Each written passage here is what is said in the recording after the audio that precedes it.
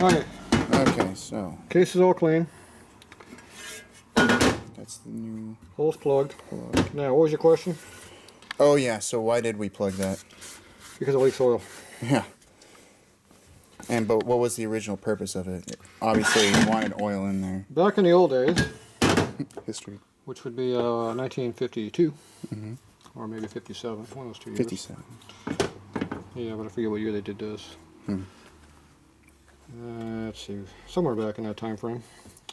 Anyway, they went ahead and put this is a one-way check valve basically, but it leaks in both ways. Oh. They're trying to equalize the pressures between the two sides somehow. I don't remember what the hell the original reason, what they were trying to do, but basically it had a little shuttle valve in there. That little flapper valve that I welded up over. Yeah. Yeah, it's kind of like a little reed valve type thing. But anyway, it's supposed to somehow equalize your pressures, but it didn't work for shit. Basically what it does is when the bike is stopped, the crank fills up full of oil, it leaks through here, fills your tranny up full of your motor oil, and then your clutch doesn't work for shit because it's supposed to be a dry clutch, but it never is. It's always wet. Whether it's got a cover on it or not. So it doesn't do shit. So that's why you put a wet clutch in it, take the cover off, and let it be wet because it's going to get wet anyway.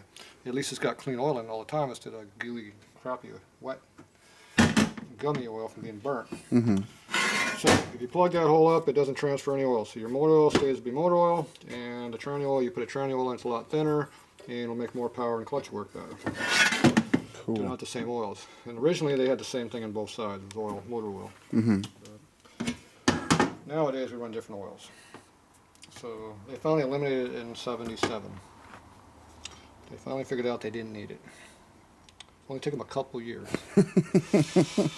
Get a lot of people bitching. Anyway, I just plug them up and they're gone. If you weld them from this side, you still got the flapper valve. It's actually got a big piston that goes up and down in there too. And it's easier just to do it from this side because once you weld it here, it's done. There's no more leakage. You try to stick it on the other side, you put glue over there, the glue leaks, it pops off. This little screen here pops out. This silicone crap you got in here, we probably should get rid of this crap. You didn't tell me to get rid of it, so I forgot. We don't want this shit running around inside the motor tranny. This isn't the motor, it'd be the tranny, but same difference. The less of this crap in here, the better. This screen right here, see how it's loose and it can come out? Oops, it fell out. See the big shuttle valve? Yeah. Oop, come on, camera. So it's not just a little, small little valve, it's a big valve. Yeah. It's a big piston in there. This silicone doesn't want to come out. So if you just get rid of all this crap, there's nothing to leak, nothing to fall out. It's just plugged. Instead of having to weld up a big hole here, we just weld up a small hole on the other side. You want to collect this screen, it's brass. It's got a hole in it too. See the little hole going through that? It's defective. I'm good. You don't want that? We can toss it. Let's toss Should it. put in the brass collection. We get like 1,500 of these and we'll have like nothing. Yeah, put it in your brass collection. Yeah, sure. Another 45-minute delay there. So you said these cases were all done and ready to go. Teach me to listen to you.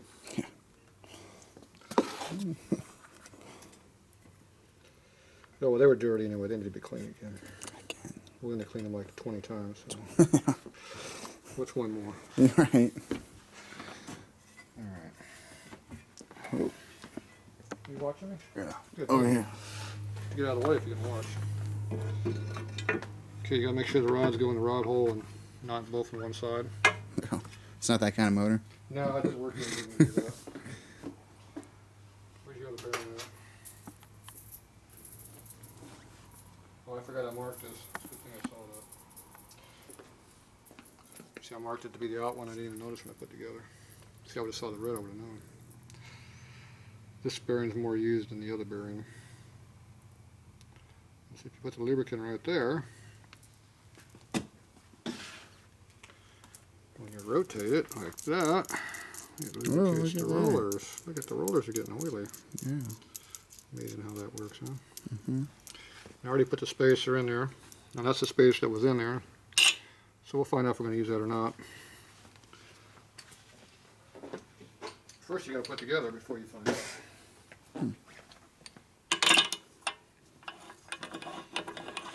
What's this tool? Pushes bearings down without having to mess up the true. It's called a Timken assembly tool. Or that. Or that, yes. Okay. Don't sweat on it. We have a little bit of clearance, but not a lot.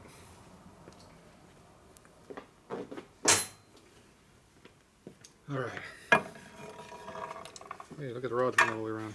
Ooh. Is it getting heavier? Yeah, that tool really adds weight to it. See the clearance we got? Yeah. Nice and loose.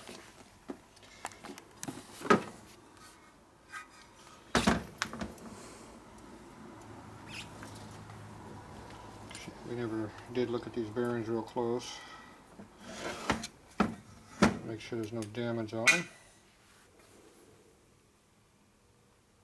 They were replaced when the motor got overhauled. Mm-hmm. I think it was one of like the 3 parts they replaced, wasn't it? Yeah, I'm pretty sure you replaced those last time. I didn't do it. I think they did it. Oh, they did it? The people that assembled the freaking motor on? Yeah.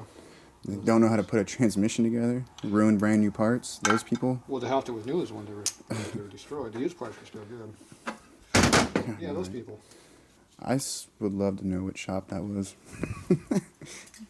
The guy that sold me this motor freaking wouldn't tell You me. got your buddy out there, wherever he's from. Oh, not my buddy. Craigslist acquaintance. Ooh. Yeah. Lesson Craigslist. learned. Good thing I'm not on Craigslist. The only good advice he gave me was put a Makuni carb on it. I thought I told you to do that. So And then you said it, and I was like, oh, well, okay. and now you put it on anywhere. Yeah, that S&S was... This motor didn't like that carb. Yeah, you gave it away to somebody else. You're happy. Yeah, I got good money from that, Gino. Then he sold it for double to another guy. Yeah, He sold it way too cheap. like I got $150. Yeah, you got 250 on it. That bastard.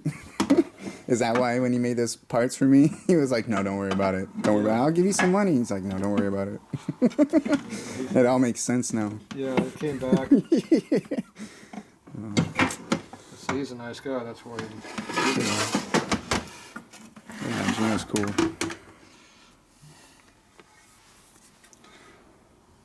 You didn't clean this very well, did you? What? Yeah, I did. Are you talking about that gasket shit? No, I'm looking at the drain plug down there. But get a close-up of that drain plug hole down there. What do you see? It needs a light. Looks like a couple little specks of stuff in there. Little specks. Now look at the front one. It's cleaner, right? Oh shit! No, it's Not quite as dirty, huh? It's debatable. Debatable. It's debatable if that last it's dirty or not. Maybe we should clean it, maybe? You know. How many times did you clean that? A lot. What's that right there? Lunch? That's all of my thing, too. Ooh, that one's clean. What's called factory cleaning job sucks.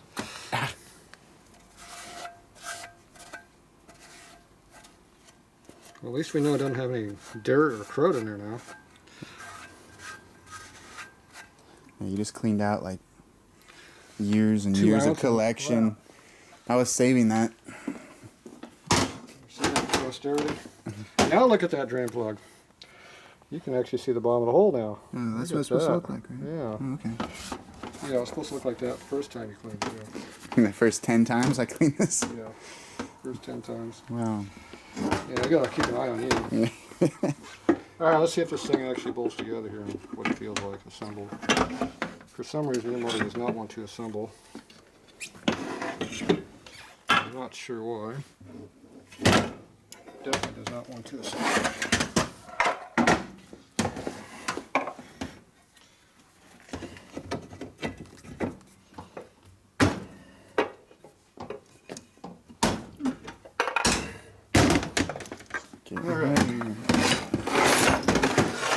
Work out there. Yeah. Now make sure it rotates without hitting anything. That is a good sign. See, pull the case together a little bit helps. And then you check your in play. We don't feel it even though we know what's in there.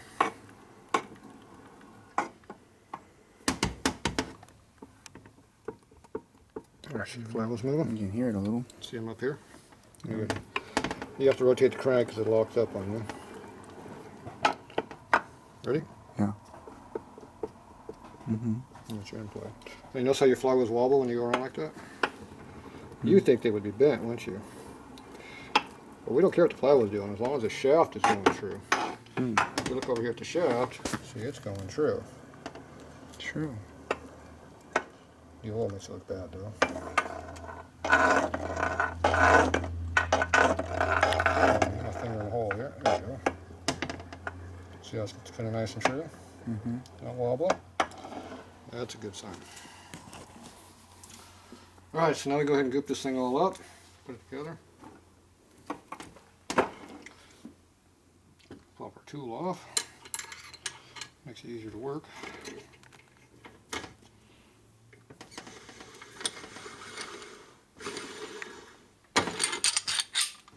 So my tool has a thrust bearing I put on there. It took Jim's like 15 years to figure that out.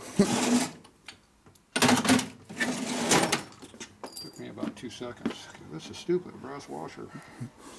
Come on.